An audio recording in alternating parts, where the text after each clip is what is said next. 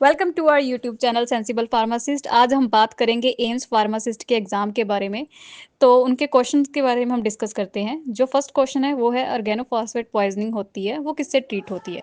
So the right answer here is atropine. Why? Because atropine जो होता है एक किस्म का एसिटाइल कोलिन है। ऑर्गेनोफॉस्फेट पॉइजनिंग से एसिटाइल कोलिन की कमी होने लगती है सिनेप्टिक लेफ्ट पे। तो एट्रोपिन देना सही रहेगा इसके लिए, तो ए आंसर आएगा। Second question is clonidine drug is more specific for. Clonidine drug की जो क्लास पूछी गई है इसमें, तो इसका राइट आंसर यहाँ पे आएगा अल्फा टू एगोनिस्ट। बिकॉज एक किस्म का एंटी हाइपरटेंसिव है जो अल्फा टू एगोनिस्ट में आता है। तो इसका राइट आंसर सी होगा, और ये पेशेंट अस्थमा वाले पेशेंट को भी दी जा सकती है। ठीक है। थर्ड क्वेश्चन है कि ओलेबाप्रिव और रुकाप्रिव जो होती है मैकेनिज्म ऑफ एक्शन इसका क्या है। तो इसका चार ऑप्शन हमें देगी है कि पीआरपी इनिबिटर है, ईजीएफआर इनिबिटर है, वीजीएफ वीजीएफ इनिबिटर है और एचईआर2 इनिबिटर है। तो राइट आंसर यहाँ पर आएगा पीआरपी इनिबिटर। बिकॉज ये इनहिबिट करता है पॉली एडीपी राइबोज को और पॉलीमरेज रिएक्शन को। तो इसका ये भी यूजफुल है कि बीआरसी म्यूटेटेड कैंसर में इसकी जो है नीड होती है। ठीक है। तो अगला क्वेश्चन हमारा है कि जीरो ऑर्डर काइनेटिक इंप्लाइज कहाँ पे होता है। तो जीरो ऑर्डर काइनेटिक हमेशा याद रखने की बात है कि फिक्स्ड अमाउंट होती है, एलिमिनेट पर यूनिट टाइम पर होता है, जैसे कि फेनेटॉइल और अल्कोहल में होता है। ठीक है। तो सो the right answer here is independent of concentration, fixed amount, eliminate पर टाइम। ठीक है। तो इसका राइट आंसर ए आएगा। फिफ्थ में है AC inhibitor act by. AC inhibitor कहाँ पे एक्ट करता है? जो एसी इनहिबिटर होता है एंजियोटेंसिन कन्वर्टिंग एंजाइम होता है, वो एंजियोटेंसिन 1 को एंजियोटेंसिन 2 में कन्वर्ट करता है। ठीक है। तो अगर एंजियोटेंसिन इनहिबिटर यहाँ पे आता है तो एंजियोटेंसिन 1 से एंजियोटेंसिन 2 जो है वो बन नहीं पाएंगे, तो उनकी अमाउंट डिक्रीज हो जाएगी। So the right answer here is B. आगे पूछा गया है grey baby syndrome is caused by. तो हमेशा ये बात याद रखना कि जो क्लोरामफेनिकोल है उसकी वजह से ग्रे बेबी सिंड्रोम होता है। ठीक है। सेवंथ क्वेश्चन में पूछा है mechanism of action of sulfonyl urea. So sulfonyl urea का है कि ये स्टिमुलेट करते हैं इंसुलिन को। ठीक है।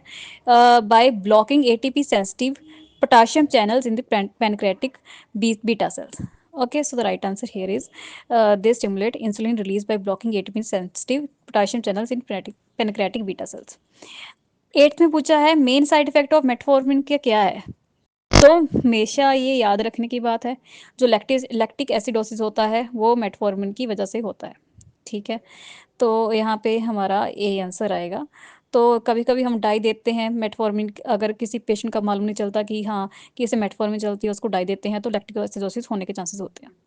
Ninth is red man syndrome is caused bye. ये क्लासिकल साइन है वेंकोमाइसिन का। बिकॉज हिस्टामिन रिलीज होता है तो उसकी वजह से रेड मैन सिंड्रोम हो जाता है। तो right answer is a. Rifampicin का इससे कोई दिक्कत नहीं है, कोई भी इससे लेना देना नहीं है। सी स्ट्रेप्टोमाइसिन ऑटोटॉक्सिसिटी और किडनीज पे ज़्यादा इफेक्ट करता है, और जो डेप्टोमाइसिन है इसका भी कोई लेना देना नहीं है। So right answer here is A. आगे है methanol poisoning treated with fomepizole and ethanol atropine naloxone diazepam. So the right answer here is fomepizole and ethanol. क्यों?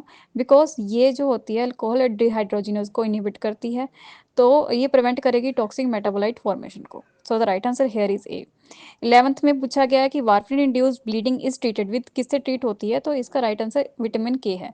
जो स्वेयर केसेस हैं उनमें हम एफएफपी देते हैं, फ्रेश फ्रोजन प्लाज्मा देते हैं। अदरवाइज विटामिन के जो होता है वो वार्फरिन इंड्यूस ब्लीडिंग में देते हैं। प्रोटामिन सल्फेट हम हेपरिन के लिए देते हैं।